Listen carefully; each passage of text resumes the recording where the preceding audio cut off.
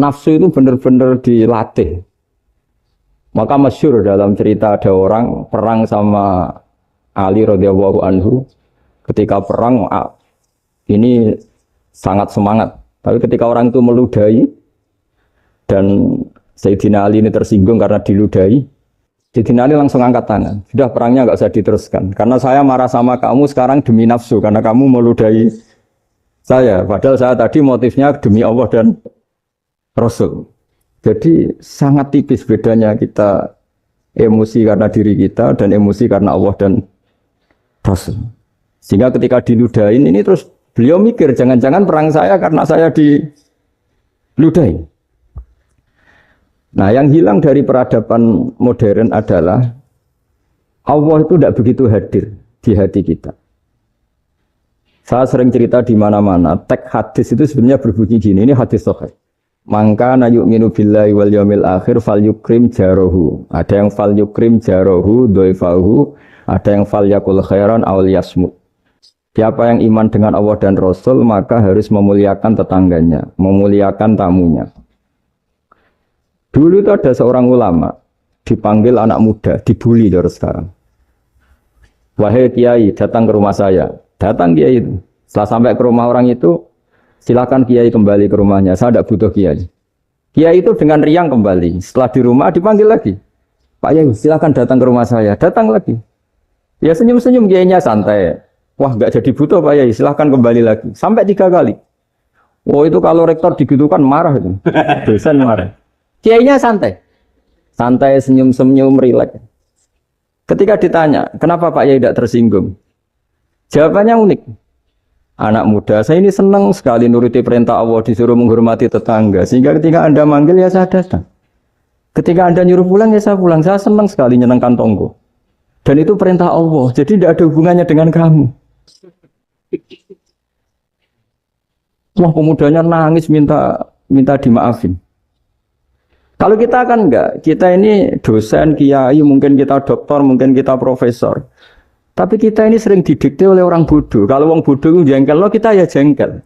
Lo kamu jengkel, dijengkelkan orang bodoh itu namanya terdikte. Itu bodoh apa pinter? Oh itu tidak pinter sama sekali. Kalau betul-betul kamu pinter, hanya bisa didikte oleh Allah Subhanahu wa Ta'ala. Jadi antara hukum Allah apa? Wa ahsin man asa'a ilaika. Berbuatlah baik sama orang yang berbuat buruk sama Anda. Itu dikteannya Allah. Kalau dikteannya orang-orang bodoh kayak dimangkel ben mangkel, terus kamu mangkel. Itu bodoh apa pinter? Nah, problem kita kekinian adalah wong pinter, wong bodoh itu bodoh-bodoh bisa didikte oleh sekelilingnya. Terus karuan wataknya perempuan seperti itu, wataknya anak-anak seperti itu, kita didikte. Anak-anak jengkelin kita mangkel, berarti kita didikte oleh orang bodoh. Makanya agama itu unik, kadang ngendikan wa ahsin man asa'a ilaika, kadang wasil man qata'aka, sambunglah orang yang memutus kamu. Karena dengan demikian kita hanya didikte oleh Allah Subhanahu wa Ta'ala, bukan didikte oleh hukum sosial. Cara Jawane nak ngapiki tangga sing apik akeh tunggale. Berbuat baik sama yang berbuat baik pada kita itu mbok orang fasik ya seperti itu, maling ya seperti itu, sama.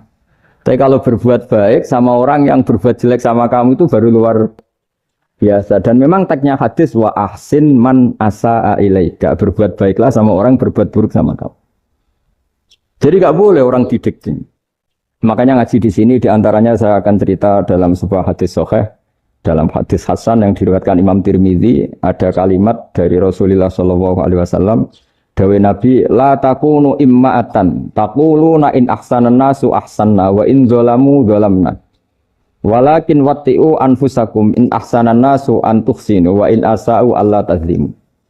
Kamu jangan jadi orang yang mudah diombang-ambingkan oleh orang sekeliling kamu. Yaitu kamu mengatakan, jika orang baik ke saya akan baik, jika orang buruk ke saya juga akan membalas buruk. Itu namanya Anda didikte. Tapi berkomitmenlah kamu akan berbuat baik meskipun orang lain berbuat buruk. Nah sekarang logika sosialnya begini. Kalau di Indonesia itu ada 1000 kiai, ada 1000 profesor yang ingin membenahi Indonesia. Rata-rata orang awam itu semau gue. Terus mereka mendikte kita. perilakunya nggak simpatik, perilakunya jengkelin. Terus 1000 profesor ini ikut jengkel. Itu kira-kira jadi solusi apa goblok bareng? Sama 1000 kiai ini ikut jengkel. Ini jadi solusi apa goblok bareng? Goblok bareng. Nah problem sekarang kita ini biasa didikte orang bodoh. Nah makanya ciri khas orang muslim itu kata Nabi mangkana yu'minu billahi wal yaumil akhir. Jadi baik tetangga karena perintahnya Allah dan Rasul. Pentingnya apa? Bedanya karena berbuat baik ini perintahnya Allah, mbok tonggo apik lah kita tetap apik karena perintahnya Allah dan Rasul. Begitu juga dengan hubungan dengan istri, dengan anak. Mbok bojomu lagi cerewet lah ya tetap apik. Karena dengan cara itu kita hanya tunduk kepada Allah dan Rasul. Tapi kalau kamu istri saya kalau baik ya saya baik, kalau enggak ya enggak. Berarti Anda didikte oleh perilakunya dia. Itu latihan, ya kalau dalam bahasa pondok, latihan jadi wali itu yang paling berat. Nabi itu kalau sama orang munafik itu sabarnya Masya Allah. Padahal Nabi berso kalau orang itu orang munafik. Karena dengan cara seperti itu, bahwa kebaikan Nabi pada seseorang itu atas perintahnya Allah dan Rasul, bukan atas nama servis. Kalau Nabi hanya baik kepada Abu Bakar, itu mungkin orang bilang, wis adune wong Abu Bakar baik sama Nabi. Tapi kalau Nabi baik sama orang munafik, Abdullah bin Ubay bin Salul, itu kalau nggak perintahnya Allah dan Rasul itu nggak bisa. Nah ini cobalah berlatih seperti itu, sehingga kita tidak mudah didikte. Ya saya ulang lagi, nggak mudah apa? Didikte. Ini ngaji itu harus objektif. Objektif itu jujur. Jadi bisa saja korbannya ayah saya, bisa rektornya, bisa semuanya. Tapi korban dengan makna yang bagus. Karena di antara saran Al-Quran, Allah ngendikan kalau belajar atau mencari nasihat atau mencari kebaikan apa saja, itu diistilahkan walau ala anfusikum awil walidaini wal aqrabin, meskipun ketentuan itu merugikan kamu. Jadi ketentuan apapun yang merugikan kita, kita harus tetap kaji meskipun itu tidak menguntungkan kita. Karena banyak problem, mulai dulu sebenarnya problem itu orang yang wakam da'in yadda'i annahu da'a ilallah, tapi hakikatnya yad'u ila nafsi. Jadi banyak da'i yang mengklaim dirinya mengajak ke Allah dan Rasul, tapi sebetulnya hakikatnya mengajak ke kelompoknya sendiri. Saya ini termasuk kiai yang masih orisinil. Artinya orisinil gini, suatu saat atau kapan saja saya kok sudah tidak laku jadi kiai, asal Islam jalan tetap senang, karena nggak penting yang populer saya apa enggak itu tidak penting, yang penting agama ini tetap jalan. Sama, negara ini harus jalan siapapun presidennya. Ya ini penting saya utarakan karena perbedaan antara nafsu dan komitmen beragama itu tipis sekali. Sehingga dulu pernah ada cerita ini bukti keadilan Rasulullah SAW. Nah suatu saat Nabi itu ngaji, yang ngaji seperti ini. Terus ada pemuda dengan cueknya ngelewati masjid yang sedang dipakai Nabi ngaji. Singkat cerita semuanya ngomel ya, bergumam. Celaka betul pemuda itu, ada Nabi ngaji kok tidak ikut ya. Tapi Nabi secara besar hati ngendikan, ini ada di beberapa kitab di Fadhailul Kasbi, keutamaan kerja. Kata Nabi, pemuda itu mau mencangkul di lahannya. Jika dia mencari nafkah untuk keluarganya, untuk kebaikannya, maka itu bagian dari ajaranku. Jadi Nabi berbesar hati bahwa kerja seperti itu bagian dari ajarannya. Jadi tidak harus datang ke majelis ngaji. Dan bisa saja yang sedang hadir itu ya orang yang dari istrinya minta belanja, dari ngaji terus benar dituntut belanja kan gitu. Mungkin anak-anak UMM yang kesini daripada tengok-tengok yang Malang bosan jalan-jalan ke rumah. Jadi nggak mesti benar juga niatnya gitu. Nah kemudian yang perlu dicatat, kenapa kita menjadi enjoy dengan Islam? Islam itu adalah agama yang tidak didikte oleh materi. Jadi kalau Anda ingin makan enak, mungkin kalau pikiran kebanyakan orang, anak-anak muda yang milenial, yang gaul, ingin makan enak ya makan yang disukai. Misalnya sate atau bakso Malang atau apa. Kalau orang-orang yang jadi wali nggak gitu cara berpikir. Ini yang masih orisinil. Ditanya, ini dunia baru kesulitan makanan, baru resesi. Cara makan enak gimana? Jawabannya lucu. Ya gampang, idamuhu alju. Idam itu lauk. Kalau kamu ingin makan lauknya paling enak apa? Alju. Kamu harus lapar banget. Sampai kalau puasa itu melihat tempe itu wah, luar biasa. Tapi kalau kamu nggak puasa, air putih itu nggak menantang. Tapi kalau puasa, tempe air putih itu menarik dan Anda tetap lahap. Apa? Karena lauk terbaik adalah alju, yaitu lapar. Nah, tapi kita ini enggak, kita ini kayak orang bodoh. Kayak orang bodoh tadi, profesornya makan nyaman ya kalau sesuai selera. Nah, itu kan sama dengan anak-anak ABG. Anak ABG itu makan lahap ya kalau yang disukai. Lalu bedanya apa ABG sama profesor? Kalau cara berpikir masih sama kan itu. Kiainya juga gitu. Kiai makan enak kalau yang disukai, kalau enggak ada. Lalu bedanya apa kiai sama orang awam? Orang awam juga gitu, makan lahap ya kalau yang disukai. Nah, ternyata perilaku kita ini yang pintar sama yang bodoh sama, Mas. Kalau kamu ingin berkasta lebih baik, itu cara makan enak itu apa? Idamuhu aljur. Lauk terbaik adalah karena kita sangat lapar. Makanya masyhur dalam cerita-cerita tarikh sirah nabawiyah. Nabi diberi hadiah, beberapa hadiah. Di antaranya ada yang diterima, ada yang enggak. Termasuk yang dikembalikan itu dokter. Ada seorang raja memberi hadiah Nabi dokter Tobit. Itu sama Nabi dikembalikan. Karena dokter ini sudah lama kumpul Nabi itu nggak pernah sakit. Akhirnya dokter ini putus asa, ini nggak perlu diobatin. Ketika ditanya, kenapa ya Rasulullah engkau tidak pernah sakit? Karena kita ini kaum, kita ini komunitas masyarakat yang tidak akan makan kecuali lapar. Dan kalau sudah makan, berhenti sebelum kenyang. Jadi sederhana sekali pengobatan zaman Nabi. Sebagian besar penyakit itu pasti disebabkan kita ceroboh dalam hal makan. Sudah ngerti kalau durian masalah, kalau makan durian itu nggak kehitung gitu. Apalagi kalau gratisan itu tambah banyak. Gitu. Pola tidur juga gitu, kata Nabi. Dan kita tidak tidur kalau tidak sangat ngantuk. Nah, itu namanya orang-orang soleh yang sudah ada didikte materi.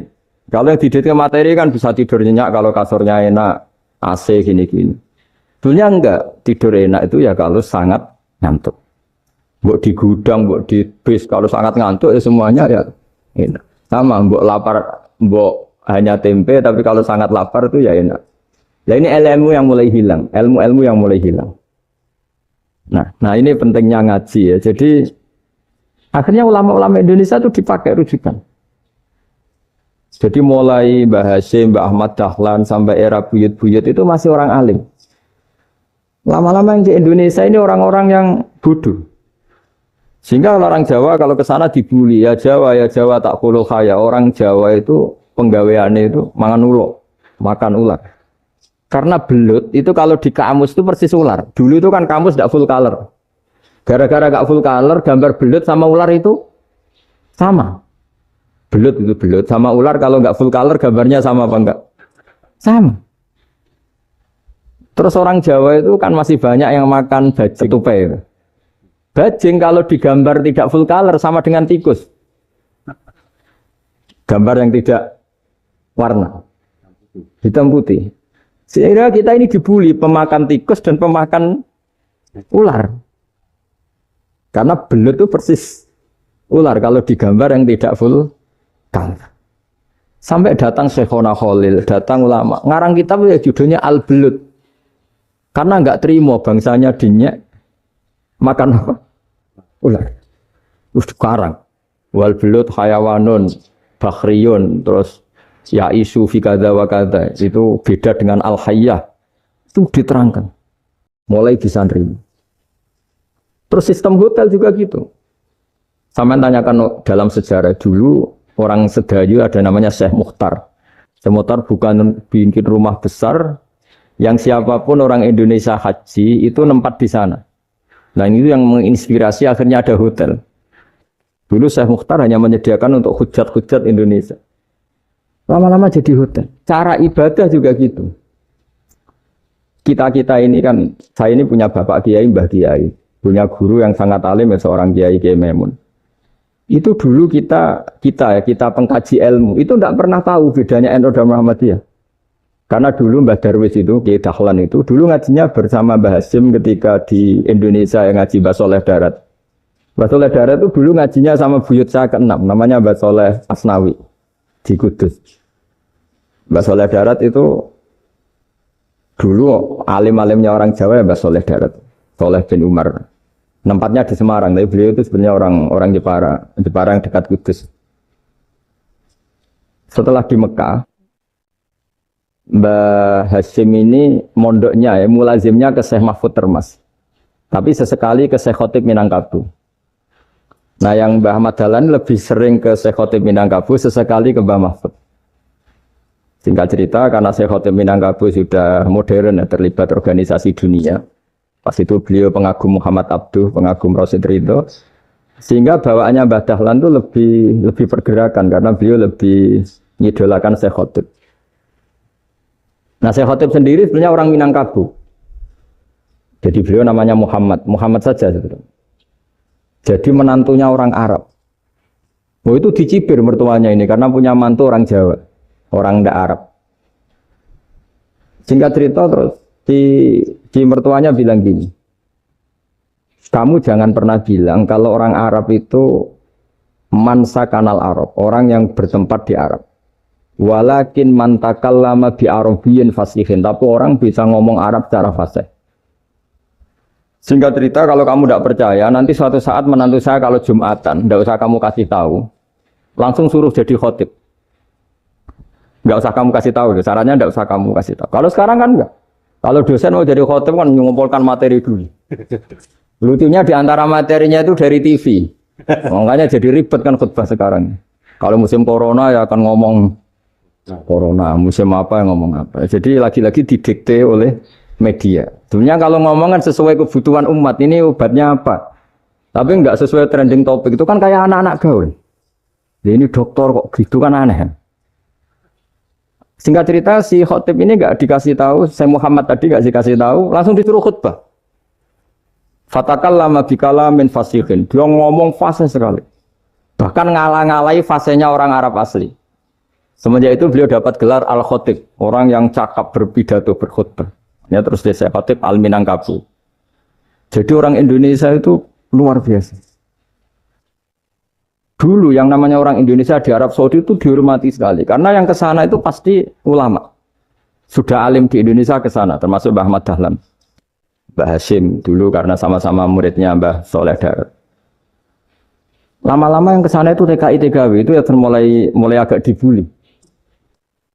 Dulu Syekh Nawawi di antara ijtihad yang dihormati itu beliau mengkritik nyuwun sewu orang yang kan orang biasanya normalnya kan muji orang mati syahid. Hebat orang mati syahid itu hebat gini. Oke, kita sepakat orang mati syahid itu hebat. Tapi kata Imam Nawawi dengan syarat niatnya itu li'ila'i kalimatillah dan itu bawaan takdir. Saya ulang lagi itu bawaan takdir, harus mati di medan perang. Tapi tidak boleh seseorang ini niat perang tapi niatnya supaya syahid. Karena kalau begitu berarti dia berniat supaya menjadi maktulal kafir, orang yang dibunuh orang kafir. Kedua, dengan dia mati berarti pasukan Islam berkurang. Berarti dia ingin pasukan berkurang, hanya ambisinya dia ingin langsung ke surga. Misalnya pasukan orang Islam itu 10, orang kafir 10. Kalau kamu ingin syahid berarti mati 1 kan, tinggal 9 kan. Nah kalau yang seperti itu 10 kan mati semua. Gara-gara ingin syahid, akhirnya perangi rapati tenanan, benang mati, benang lebu. Kata Syekh Nawawi, ya enggak. Kalau kamu perang sama orang kafir, ya niat menang. Dengan niat menang ini, kamu ingin li'ila'i kalimatillah. Tapi kalau kamu ingin syahid, berarti kamu menuruti keinginan nafsu kamu yang cepat masuk surga. Itu orang Arab kagumnya bukan main. Karena di mana-mana orang itu dinilai dari niatnya. Paham ini ya? Tapi perang loh ya, dalam kondisi perang, bukan teroris. Perang itu artinya orang kafir yang ingin bunuh kita, itu perang namanya apa? Perang.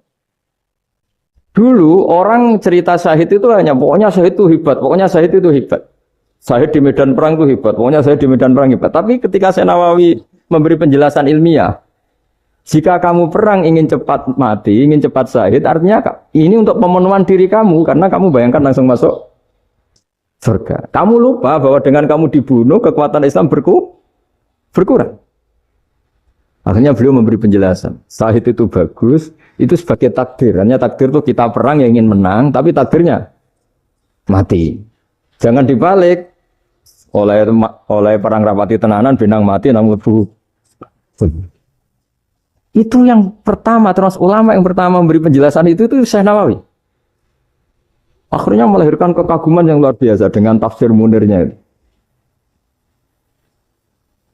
Terus beliau itu orang yang rileks kalau menjelaskan ilmu. Ini ya juga guru-gurunya Mbah Hasyim, Mbah Guru sama Mbah Hasyim, sama Mbah Ahmad Dahlan Syekh Nawawi. Jadi dulu yang alim di Arab itu ada Syekh Nawawi, ada Syekh Khotib Minangkabau, ada Syekh Bakir Jogja, ada Syekh Mahfud Termas. Itu orang Indonesia banyak sekali yang alim. Bahkan di antaranya yang dikagumi Al-Azhar itu juga orang Indonesia, nama Syekh Abdul Manan, itu mbahnya Syekh Mahfud Termas.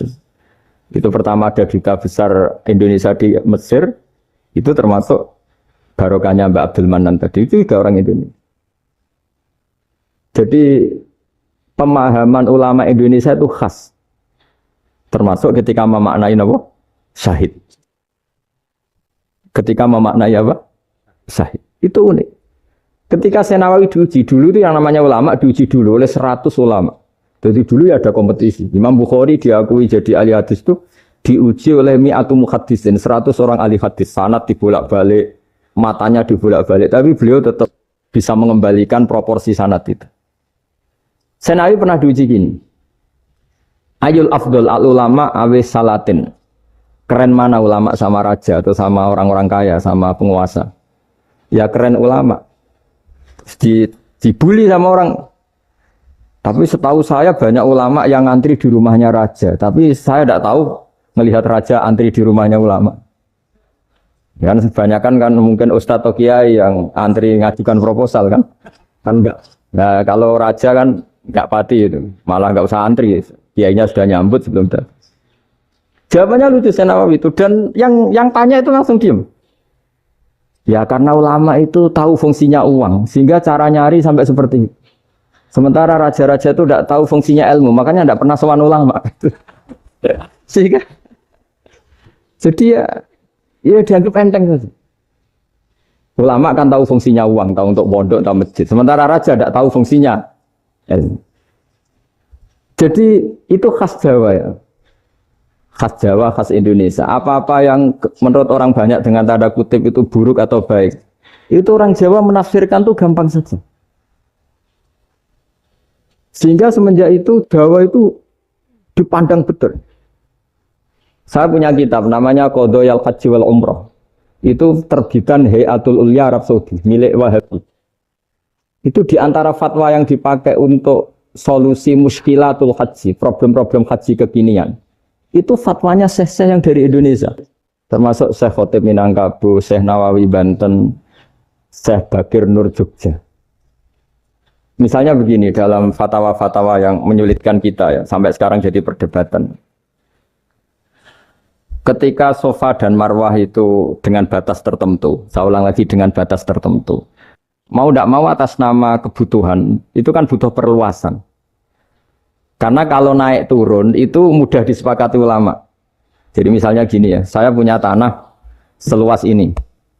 Pasti orang akan mengatakan sampai bawah ya tanah saya, sampai atas tanah saya. Itu mujma' alaih, itu disepakati. Sehingga Nabi ngendikan al-Ka'bah min tuhumil ardi ilas sama Ka'batun. Ka'bah sampai ujung bumi, sampai ke aras semuanya Ka'bah. Sehingga ada perdebatan ulama ketika Masjid Haram di tingkat, kemudian yang di atas sholat.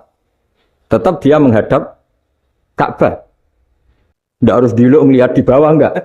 Karena Ka'bah sampai langit.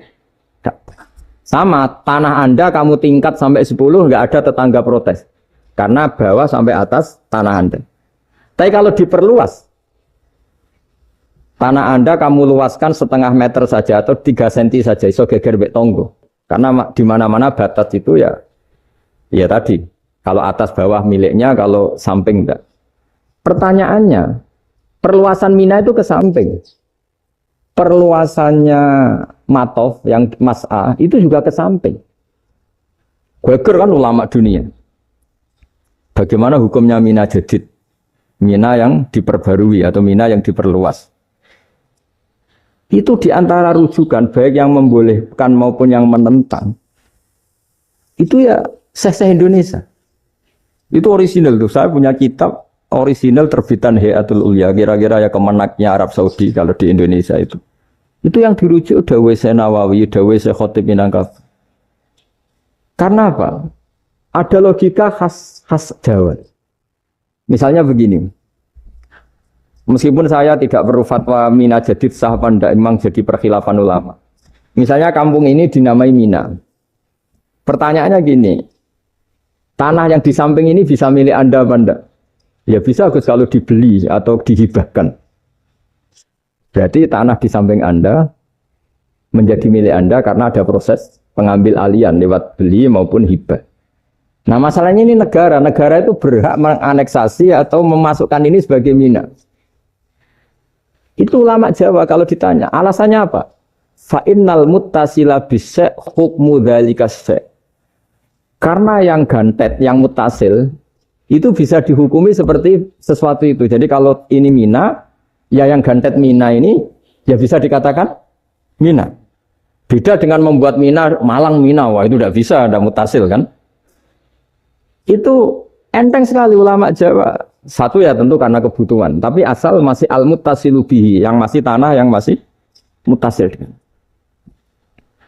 Nah ketika perluasan mas'ah antara sofa dan marwah kan misalnya ini batas luasnya sofa, ini batas luasnya marwah. Lalu atas nama kebutuhan, sofa marwah itu sampai sini. Sampai agak meluas ke sini. Itu geger Arab Saudi. Wah ini gimana. Padahal tawaf itu harus antara gunung sofa dan gunung marwah. Sa'i itu ya. Tapi kalau istilah Quran memang tawaf sama-sama. Makanya apa? Inna sofa al-marwata min sa'airillah faman hajjal baita wa i'tamara fala junaha alaihi ayyat tawafati. Nah, jadi kalau istilah sa'i di Quran itu masih tawaf. Karena harus ada, kalau bisa lah, bukan harus. Kalau bisa memang harus ada unsur muternya. Kita kalau sa'i kan dari sini sofa sampai sini marwah. Terus kan agak muter ke sini. Nah, kan agak membentuk lingkar. Nah, makanya Quran tetap mengistilahkan apa?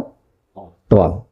Jadi bukan sini ke sini terus sini ke sini kan enggak, tapi sini sampai sini terus muter kan terus sini. Jadi antara setar dan selama ini prakteknya kan gitu ya. Sofa ngambil sini terus ke sini terus agak muter. Nah, karena ada unsur agak muter ini terus orang menyebut apa? Tawaf. Tapi itu bukan syarat sah, ini cerita ideal. Saya ulang lagi ya. Gunung Sofa itu puncaknya atau pucuknya kalau dalam bahasa Jawa itu ya hanya segini, ini sampai sini. Nah, kelompok Islam yang fikih keras nggak boleh diperluas karena Allah memilih tempat ini itu spesial, jadi nggak boleh ke yang lain. Tapi ketika kebutuhan mendesak, mau tidak mau harus diperluas. Itu jawabnya Kiai Jawa lucu. Gunung sing ketok iku sing dhuwure tok.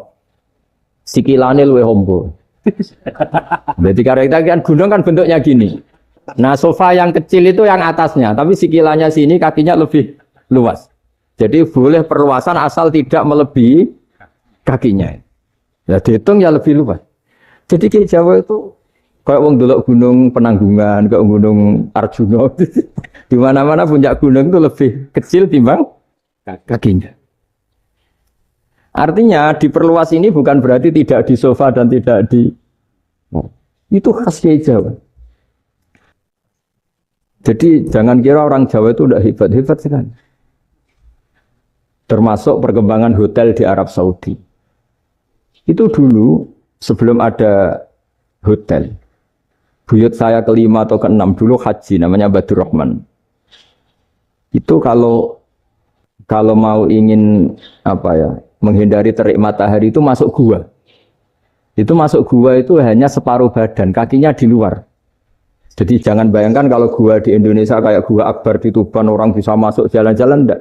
Gua di Arab itu kayak cepitan batu tidak sampai masuk. Sehingga kepalanya dimasukkan, kakinya masih kena matahari. Saking panasnya Arab Saudi. Sehingga dalam bayangan hijrah ketika Nabi bersembunyi di gua apa? Sur, itu kata Abu Bakar, kalau orang kafir melihat kakinya pasti melihat kita karena nggak bisa masuk penuh. Jadi orang itu mau dempes tok. Sehingga ya kira-kira luasnya gua ya paling segini. Makanya guyonannya kiai-kiai itu untung nggak kayak gua Indonesia. Kalau kayak gua Indonesia laba-labanya capek karena luas kan.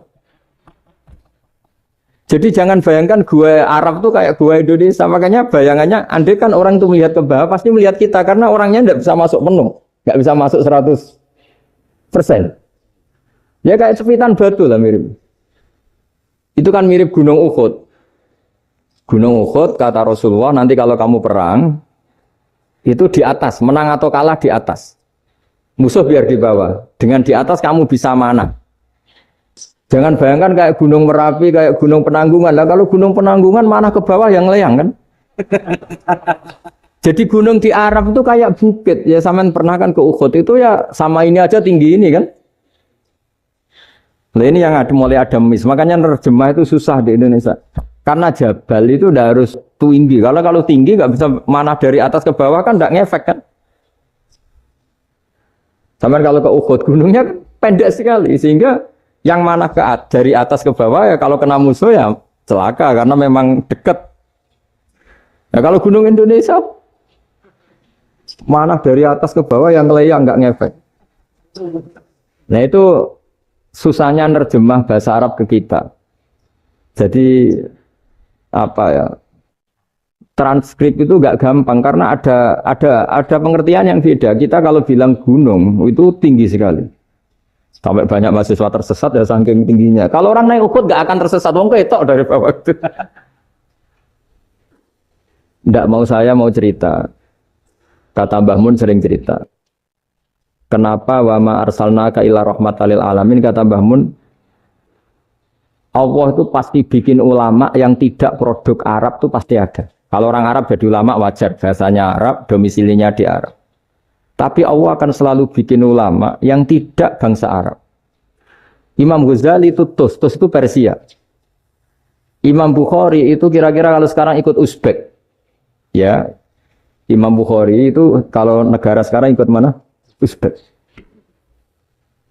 Kenapa demikian kata Mbah Mun? Karena Allah sudah ngendikan wa ma arsalnaka illa kafatan linnas. Manusia semua ini kena khitabnya Islam. Kalau tidak ada ulama yang dari berbagai negara, kesannya Islam itu hanya milik orang Arab Saudi. Makanya Allah selalu bikin ulama-ulama yang bahkan tidak Arab. Termasuk Imamul Muhaddisin, yaitu Imam Bukhari, itu orang Uzbek. Orang Rusia lah kalau sekarang ikut Uni Soviet dulu. Imam Ghazali itu orang Persia. Syekh Nawawi itu orang Banten. Karena Allah ingin memaklumatkan bahwa Islam ini untuk semua. Sehingga orang yang tidak Arab pun bisa belajar Islam. Yang alimnya itu nggak kalah sama orang apa? Arab. Makanya ini PR ya. Kalau Gus Dah Ploso nanti ngendikan suatu saat orang belajar Islam itu bahkan orang Arab pun bisa belajar ke Indonesia. Kalau orang Indonesia bisa alim betul kayak dulu. Sekarang banyak liga antar ulama. Itu orang Indonesia pasti masuk. Ulama-ulama top dunia itu pasti orang Indonesia banyak yang masuk. Karena tadi ketika orang Indonesia baca kitab, itu orang Arab itu kagum, kok bisa ada bahasanya baca secara benar. Bukan sekedar bisa baca secara benar. Karena memang dilatih sedemikian rupa di pondok-pondok. Makanya kita semua lah, yang alim di Indonesia itu kemana-mana ya pasti alim. Dulu putra Mbah Mun namanya Gus Zofur itu tahun pertama ya sudah the best di tahun pertama. Kalau tahun pertama the best-nya ilmunya bawaan dari sarang, dari keluarganya. Gus Najib mondok di Said Muhammad tahun pertama sudah dipuji sebagai yang teralim karena ya sanggup. Kalau dipujinya tahun ketiga, tahun keempat kan mungkin dapat dari sana. Ini tahun pertama. Saya ulang lagi tahun. Karena pengajaran di Indonesia itu luar biasa di pondok-pondok. Makanya kalau dalam anekdot pondok itu cerita-cerita lucu itu. Ada orang Jakarta ngaji, setelah di kelas itu pelengahan terus. Melihat jendela, lihat pintu terus. Lama-lama gurunya marah. Kamu diajarin kok ndak punya sopan, melihat pintu terus gak memperhatikan guru ya. Anak Betawinya jamnya lucu. Habis Pak Guru bohong. Kenapa ya? Kamu Pak Guru bilang Ja'a Zaidun, Zaid datang. Tak lihat gak ada yang datang. Setelah itu contoh nasab kan ro'a itu Zaidan. Saya melihat Zaid, saya gak melihat Zaid. Contoh ketiga yang jar kan maror tu Zaidin. Saya berjalan ketemu Zaid. Pak Guru diam di situ gak jalan-jalan. Jadi saking detailnya Indonesia dia cari. Kalau rofa Ja'a Zaidun. Kalau nasab ro'a itu Zaidan. Kalau jar maror tu Zaidin. Nah si murid Betawi ini karena pertama sekolah, ngiranya gurunya itu cerita, Zaid datang. Makanya dia ngelihat pintu terus, mana katanya datang kok enggak datang-datang. Nah dengan latihan seperti itu, kemungkinan orang Indonesia salah itu kecil, karena memang dilatih betul. Saya ulang lagi, karena memang dilatih betul.